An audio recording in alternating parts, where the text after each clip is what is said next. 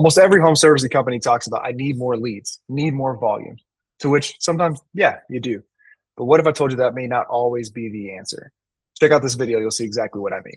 I'm going to be having a cool little chat with my buddy Cameron. We've been meeting. He works for Schedulebot, so AI call listening, call center, and also online scheduler. But we just really want to shoot a quick video because we kind of run into similar problems, right?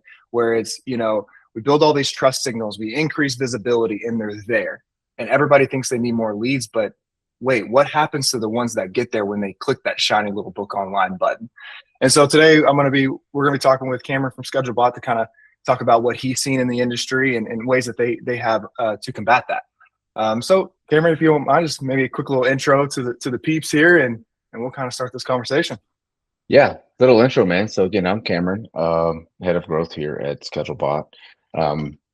Before I got here, I was actually running marketing department for a couple different home service companies, and we all seem to have like the same problem.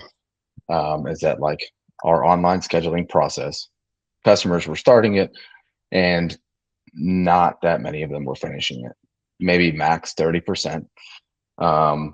We started using Schedulebot and actually liked it so much that I ended up coming here and growing this business instead.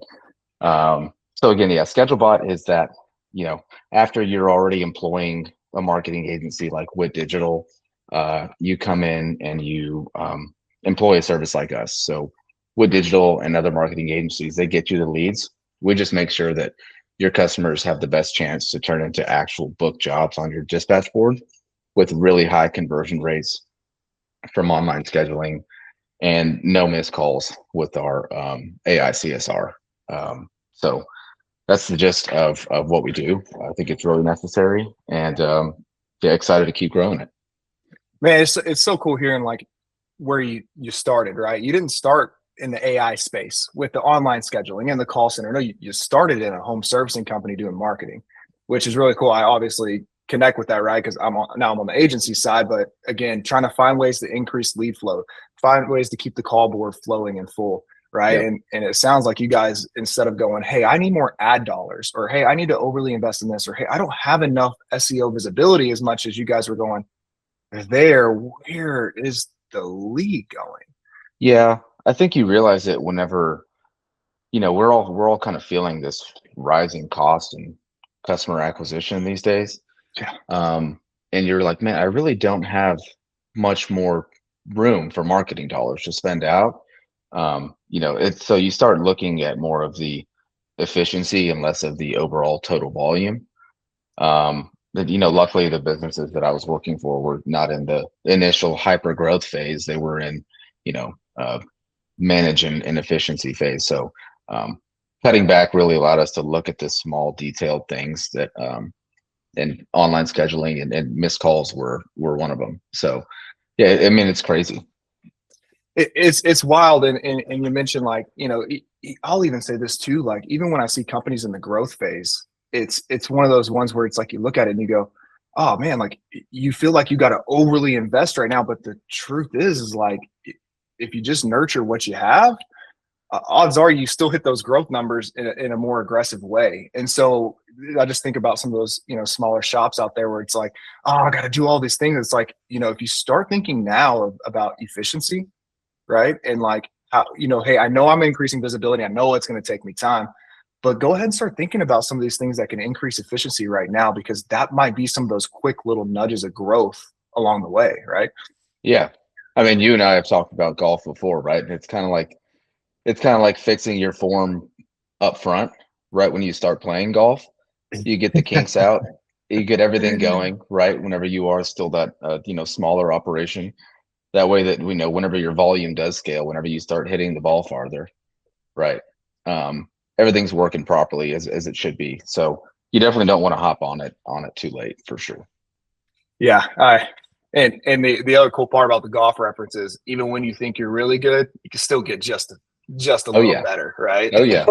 Oh yeah. That's what I have my old man back warm-up routine that takes me like an hour before I even get on a golf course. So that way I'm ready, right? And those are again, that's why I love golf. It's like these little examples of like, just a little bit, you can just get fractionally better, right? If you can just fractionally keep just a small percentage of the people you're getting there, right? And Yep. slowly increase that over time. There's your success, right? There's Yep. your growth in a flat economy. And that's, Yep. it's a pretty intense thing, especially like we talked about earlier, where it's like cost is increasing everywhere we look right now. For Yep. both as a consumer and as a business, right? And Yeah. so efficiency Well, is that's so why I important. find where the big wins in life are too, man. I mean, if whether you're in school or your career, or if you have a relationship with God or your family or your kids, it's those small little wins every day that eventually add up.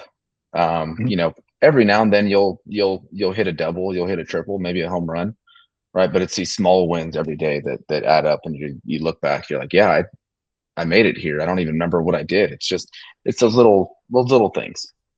Man, it's the slight edge, right? If I, Yep. there's these things that are easy to do, and there's also these things that are easy not to do. And if we just chose to Yep. do those things that are easy to do every single day, you look back over 3, 4, 5 years, and you're like, wait, how did I get here? Oh, it's Yep. because it was so incremental every little bit that it just all of a sudden now we're here. And, Yep.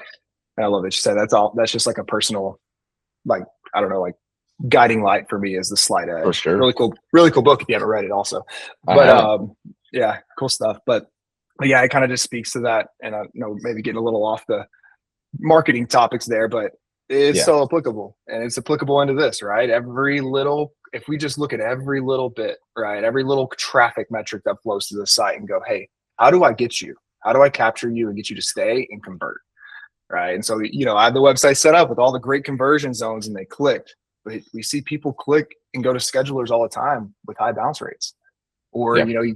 they almost call, right? Or they clicked on the form fill, but it was just a little too complicated. Yep. So maybe let's sit there for a little bit. Let's talk about how you guys are leveraging your scheduler to stop that. Maybe, you have some cool conversion metrics or things that you guys are working on to try to, capture that little bit. I think people might Yeah. be interested in that. Yeah, man. So we came to fruition because there's a really big home service company here in DFW that was having that was digging into the details, those little incremental things. Um, and one of those things was their online scheduler, and they were converting on average about 25% of the people that were starting their online scheduling process were actually finishing and becoming book jobs. And for them, they probably had about 2,500 or so form starts a month, online scheduling starts a month. 25%.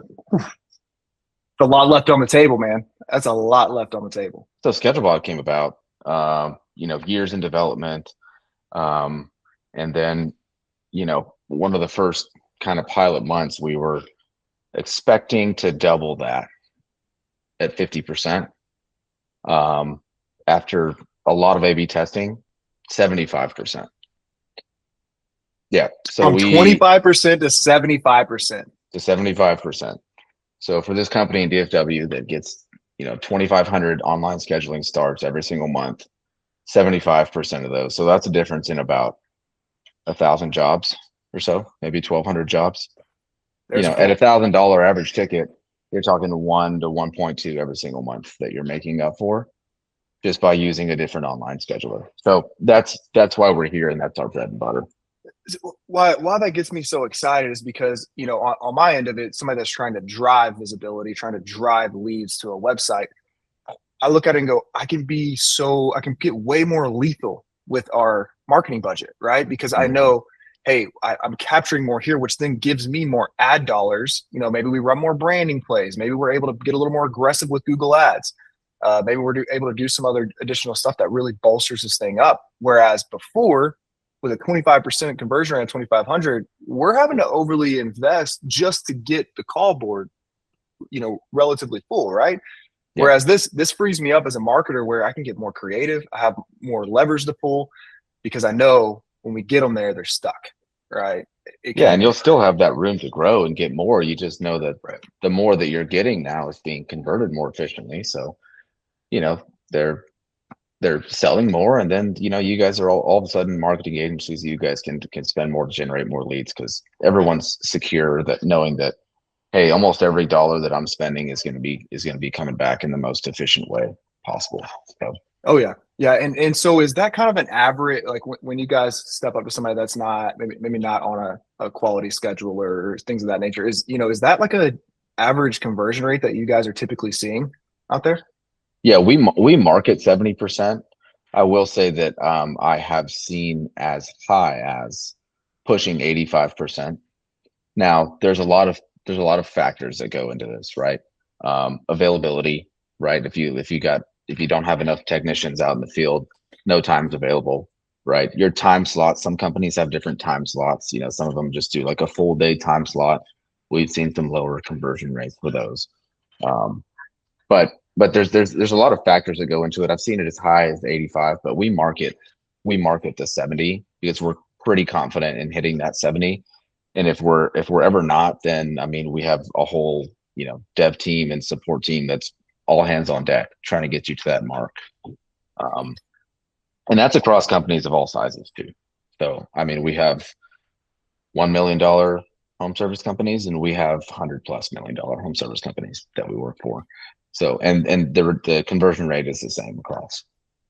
And for those out there watching this, let's also give, what's some of the ugly you guys have seen. And I mean that with all respect out there. We gotta be honest, it's not perfect. So like, you guys are able to get it to 70%. On average, what do you guys see when somebody comes to you and what they're currently getting out of their, whether form, whether another booking online tool, what things of that nature? What's that number that you guys usually see to know that, hey, this could be 70 when using us? Yeah. There's two things that I look for. One, if they're not even using an online scheduling tool in the first place, right? So, um, there's the old-fashioned way of having the contact form, lead form on your website where the customer will fill it out and hit submit, and then you'll have to wait for someone in your contact center to get back to them. By then it's been 5-10 minutes and they've already booked with the next home service company, right? Mhm. We've seen conversion rates on those standard old school lead forms as low as 5-10%.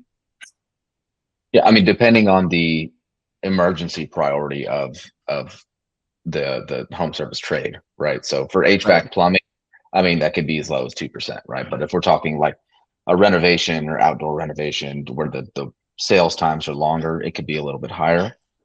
So that's one thing. The other thing is the using another online scheduling tool. There's other companies out there that offer other online scheduling tools, and there's not one that we've seen that pushes above that 25 to maximum 35% conversion rate. So those two things. Yeah, and I think, with the way AI is reshaping things, I think it's now giving us stronger levers to pull in this space, right? I think on my side of things, I now have more areas in which I can create stronger signals, which can lead to greater AI visibility, right? We're able to leverage community involvement and core values and a company's actual like trust signals in a really cool way to help increase AI visibility. And I feel like that discovery portion's changed so much, and just as equally the conversion parts of it have drastically changed too, right? I think we have more data, more information to know how to refine things in a really quick and successful way. So let me ask you, where do you guys see the space evolving over the next 2 to 3 years? I mean, honestly, the way AI is going, I should probably lower that. How do you guys see this thing evolving and growing over the next year to 2 years? Yeah.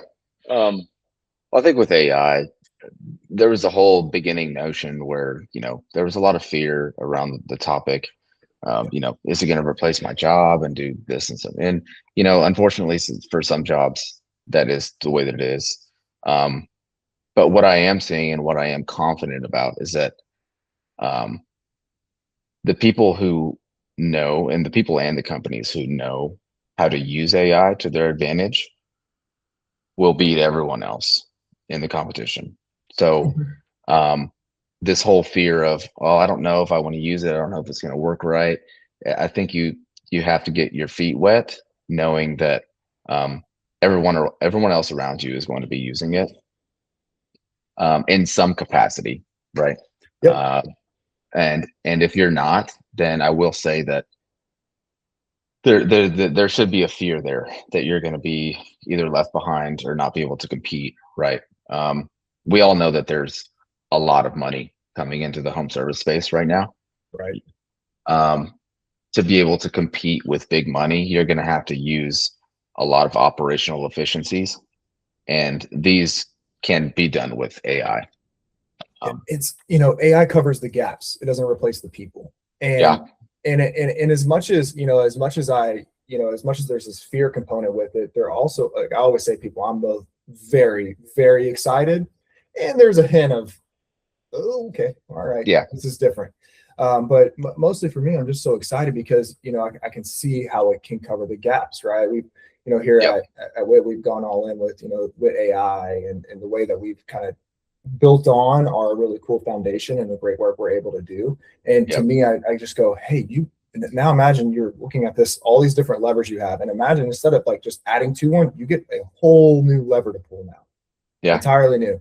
And so now efficiency and all those things. So I love it. You know, a lot of the smaller guys, whereas before, you know, you got to spend all this money to get these types of tools, right? But now, because of the advancements of this stuff, like now a $2 million guy has the same abilities as a $10 million guy, right? Because you're able to leverage these efficiencies. Again, having AI fill gaps, not replace people. It should enhance what you have. So to that, I've been saying lean fully in, because market adoption's happening. Google's losing search share. It's going other places. People aren't opening up their yellow pages. They're not going back, right? AI cat's out the bag. And so people are now adopting it and getting familiar with it. And that's to why I say, like, you know, on my end of this, something that I would always recommend people doing is get out there in your community. I know it's weird because you're seeing some new age. Oh, there's new age stuff. I got all these different levers, like you said, but all those levers are still rooted in what we know works, right? And the home servicing space is so unique in the fact that it has a true impact on a local community. And so that's why I always say, people, like, lean into that. And then we'll, again, use AI to fill in the gaps. But you guys go send those trust signals out there.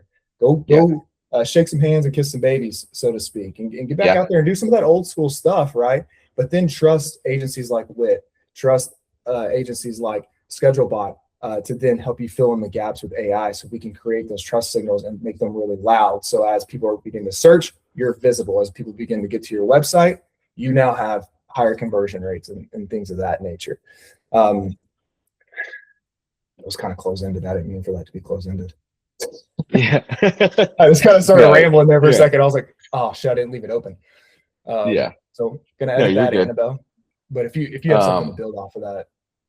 Dude, I think we can kind of get into your, because I know you want to get into the whole, you know, AEO stuff, and I felt like I could almost even ask you, you know, how we're trying to, you know, just for Schedulebot itself, trying to work more of the AEO stuff in there. Maybe you can get some time in talking about, you know, how it is that you guys are functioning within that and all that. So, bro, I think what I just did is the perfect segue to that. So, boom, cut, and then ask me the question. Just whatever you're feeling, just kind of rip it, and we'll go from there. So do I tell the content lady that I need to cut? What's her name? I'll tell her. Annabelle. Annabelle. All right. Ready? Annabelle. So yeah, speaking of the whole AI thing, I mean, we're really trying to optimize our website and our online presence for the AEO stuff that we know is coming. You know, the new wave SEO, I guess. And I know WIT Digital's doing that sort of thing, and I wanted some more, I guess, insight onto what you guys are doing and where you see that's going. Yeah, and I love this. It's something that we've been immersing ourselves in as of late, because, you know, as I mentioned earlier, the big thing for us throughout all of this was market adoption. The moment we see market adoption, it means, hey, pedal to the metal, we're ready for this. And the big key indicator for that is Google is losing search share. And so, all right, now we got to lean in fully. And what I love about what we did is because, you know, there are similarities between SEO and GEO, generative engine optimization, right? They are different in how they scrape the information and pull it together, but there are similarities. And that's kind of why I mentioned earlier, it's so important to send as many trust signals out there, right? And so it's partner with local companies, partner with charitable organizations. Whenever you go to events, sponsor little league teams. And so what we're trying to do there is set up trust signals. Okay, that's what you can do as a business. Yeah. Now, how can I make that a little bit louder for you? And so we recently rolled out our what's called AI Accelerator. And essentially what we do is we curate content that's specifically for AI bots, right? Humans will not find this. They will never know about it. They won't know it exists. Yeah. But we are catering it specifically to an AI bot. And so now what we're doing is it's similar stuff, right? It's still service area pages, blogs, FAQs, things of that nature. But now we have two audiences to satisfy. We have a human and we have a bot. Yeah. And so I think that's what we're leaning into more and more. And you know, it would be wild for somebody to say, hey, I know exactly what's going to work, right? Because it's changing so rapidly. So, hey, let's root it in what we know works really well overall for organic, which is high quality content and well targeted and clean structured, right? So you're going to nail all those things out the gate. That's still very good for organic overall.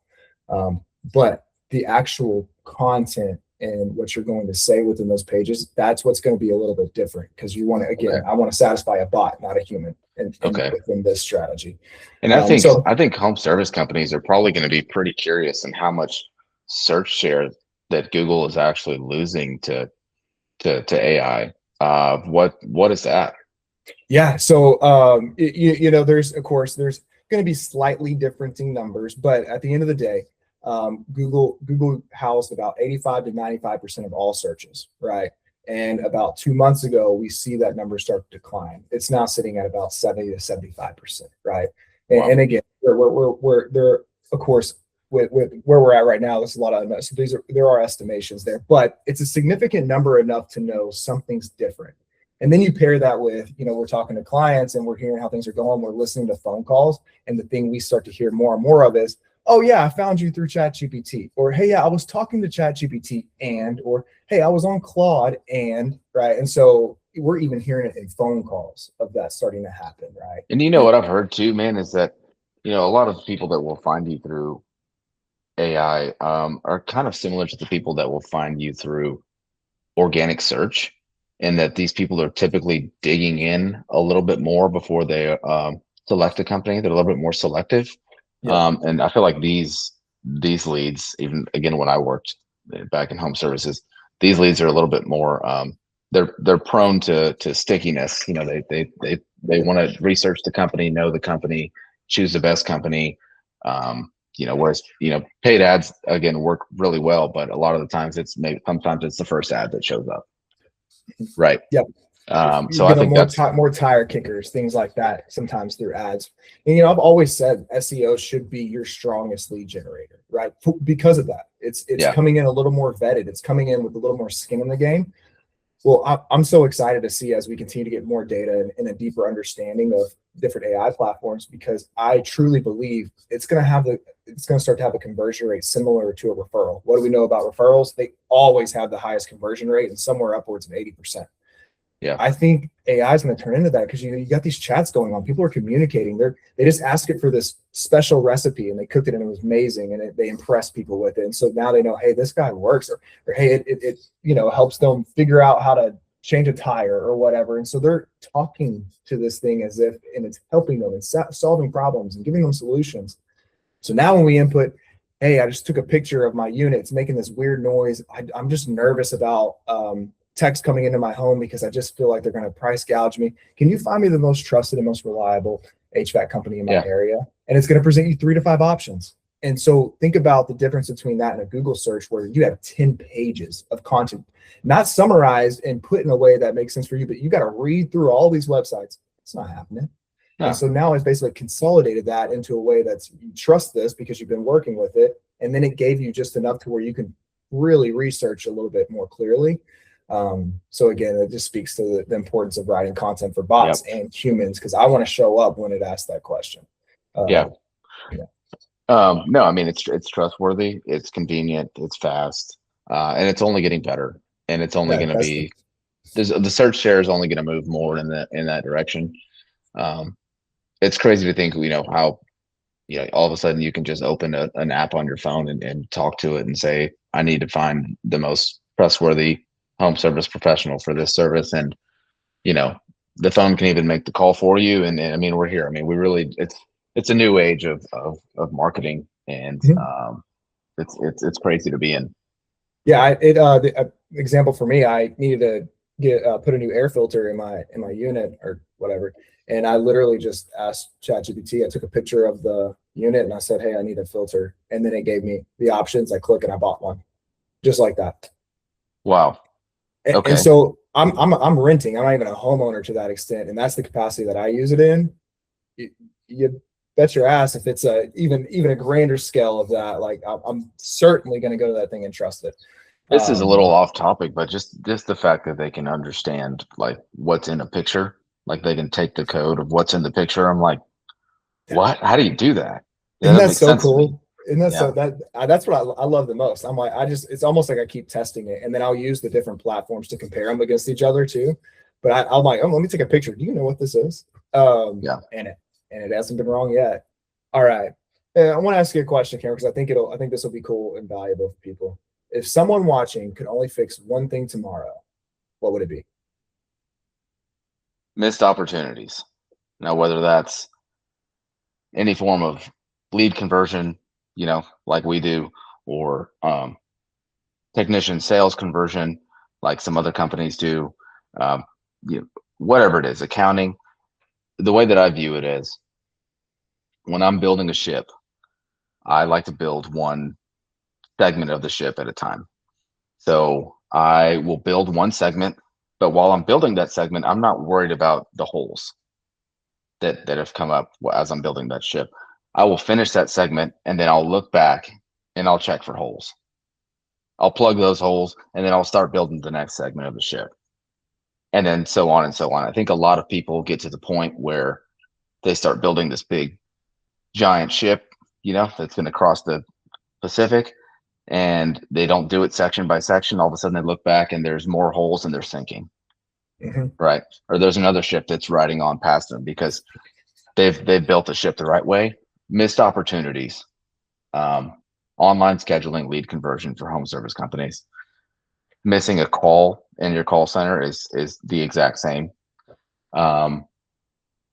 Those two things, I feel like, it changed the businesses that I was working for, and I'm confident that it could change anyone else's home service business.